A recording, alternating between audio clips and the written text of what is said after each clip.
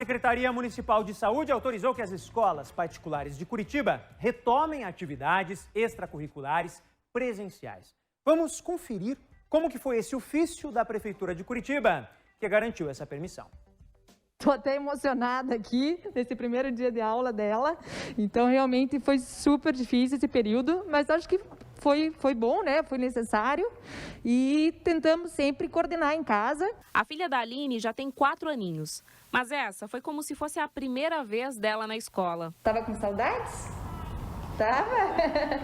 A retomada ainda é tímida, só com atividades extracurriculares como esportes e música. E, por enquanto, exclusiva para a rede privada de ensino. O que eles programaram para fazer esse atendimento, ele atende à possibilidade de não haver a transmissão entre aquelas pessoas que vão frequentar o espaço. Nessa escola, que atende crianças de 1 a 6 anos, a preparação começou antes mesmo da assinatura do ofício. A trilha saudável foi a forma que a escola encontrou para fazer essa acolhida de forma segura e também lúdica. São os patinhos que oferecem, por exemplo, o álcool gel para que a criança higienize as mãos. E há também um patinho que mede a temperatura. O equipamento fica ali, ó, atrás desse patinho, e assim a criança não se assusta.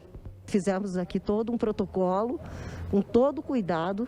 As tias da limpeza estão o tempo todo higienizando com álcool 70. Se tudo der certo, as aulas devem ser retomadas já no próximo mês. Eu acredito sim que a questão do presencial venha a acontecer, eu acredito em outubro, que eu acho que é a data que está todo mundo esperando, né, que isso ocorra.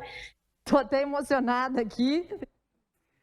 Gente, e justamente sobre esse assunto, o assunto educação, eu recebo aqui nos estúdios do Balanço Geral, uma honra de receber o Renato Feder, ele que é o secretário de Estado da Educação, para falar um pouco sobre esse momento. Secretário, boa tarde, obrigado pela presença. Muito boa tarde, é um momento difícil. O governador Ratinho Júnior e todo o governo do Paraná muito preocupados com como continua a educação.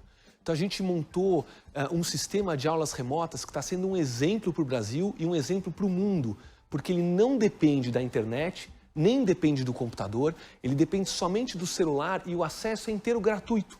Mesmo o aluno com um celular pré-pago, sem crédito, ele conversa com os professores, ele faz as lições de casa, ele resolve os exercícios, ele estuda pelo celular e a gente vê, semana passada, por exemplo, batemos um recorde, 20 milhões de lições de casa feitas pelos nossos quase 1 milhão de alunos. É como se cada aluno, em média, fez semana passada 20 lições de casa. Então, os nossos alunos estão estudando, isso se deve, além do governo, aos profissionais da educação do Paraná. Então, eles estão fazendo um trabalho realmente espetacular. Se adaptaram a esse momento. Se adaptaram, fazem 12 mil aulas por dia. Sim, perfeito. Eu queria uma etapa anterior, que é justamente essa questão da discussão, né, acerca das aulas presenciais.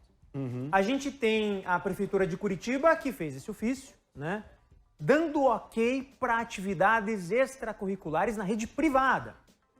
Isso pode servir como um tubo de ensaio para um presencial futuro? Quer dizer, como que vocês estão vendo nesse momento essa possibilidade? Olha, a gente pensa da seguinte maneira, tem duas forças aí. A primeira é que quem deve decidir sobre o retorno são os profissionais de saúde. Então, no caso do governo do estado, o secretário Beto Preto, junto com o governador Ratinho Júnior, estão fazendo um excelente trabalho. Tanto que os números do Paraná são muito melhores que a média brasileira. E eles que têm que decidir quando pode voltar e quem pode voltar. Nós entendemos de educação, não de saúde. Então vamos escutar os médicos, vamos escutar os infectologistas. Quando eles permitirem para a privada ou para a pública, aí sim pode haver o retorno. Então a gente fica aguardando a autorização dos médicos, dos especialistas, para, no caso da minha gestão especial, né, com um enfoque maior na área pública, né, das escolas públicas, para que a gente possa voltar. E aí, obviamente, tem a questão do protocolo, né, de seguir um protocolo rigoroso de saúde, onde os alunos vão se revezando, a questão das máscaras nas escolas, dos termômetros. A gente está se preparando para esse retorno quando a saúde permitir. Bom, nós temos alguns números, secretário, que falam sobre uma questão que é a evasão escolar. Algo que é um problema de toda a época. E agora, na pandemia, não deixa de ser um assunto e um problema. Como que o senhor está vendo? Qual é a sua leitura a respeito dessa evasão escolar? Alunos que estão deixando as aulas remotas, né?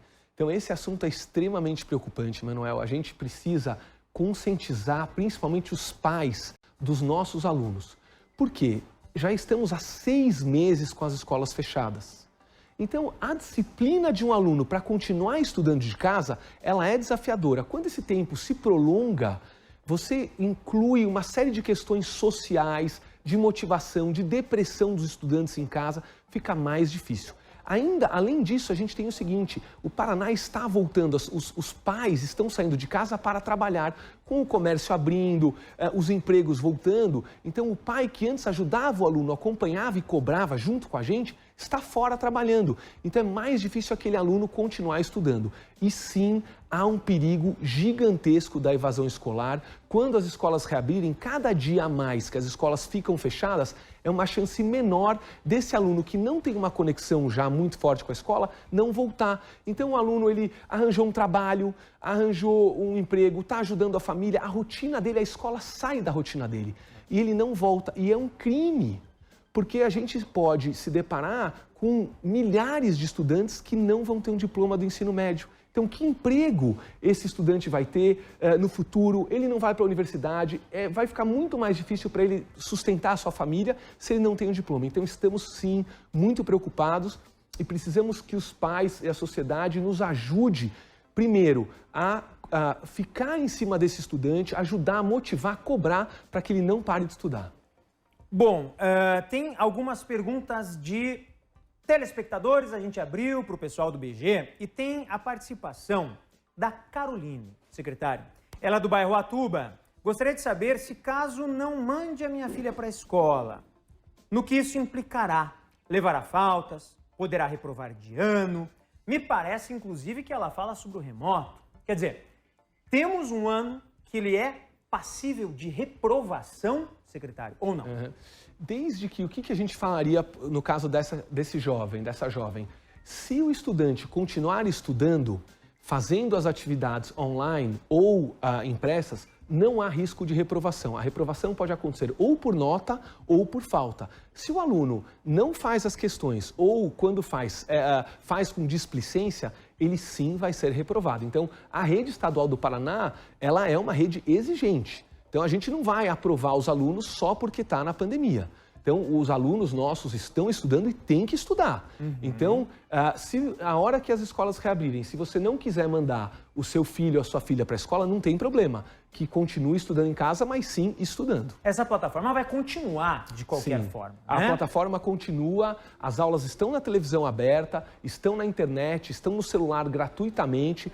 As videoaulas, isso também é muito importante. Os professores da rede pública, por dia, fazem quase 20 mil videoaulas. Significa um professor chamando a sua sala, seja aqui em Curitiba ou em Foz do Iguaçu, em qualquer cidade do Paraná, tem um professor dando aula para a sua turma, para 20 alunos, 25 alunos. Então, essas aulas acontecem remotamente e o aluno pode continuar e vai continuar remotamente. Tem também algumas perguntas, secretário, essa é a última que eu faço, com relação a medidas práticas para que esse aluno retorne.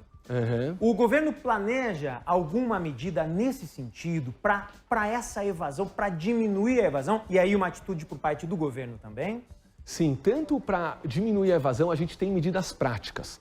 Então, o que a gente faz? A gente manda e-mail para os pais, manda mensagem no celular dos pais, aciona o Conselho Tutelar e o Ministério Público. Então, a gente está muito atrás desses alunos em risco de evasão. Só que a gente precisa da sua ajuda, da ajuda dos pais, para que o aluno não abandone, não pare de estudar. É mais difícil? O aluno está em casa, tem outras tentações, ele tem o videogame, tem os vizinhos, muitos estímulos. É mais difícil do que na escola. Mas a gente precisa da sua ajuda para que o aluno continue estudando.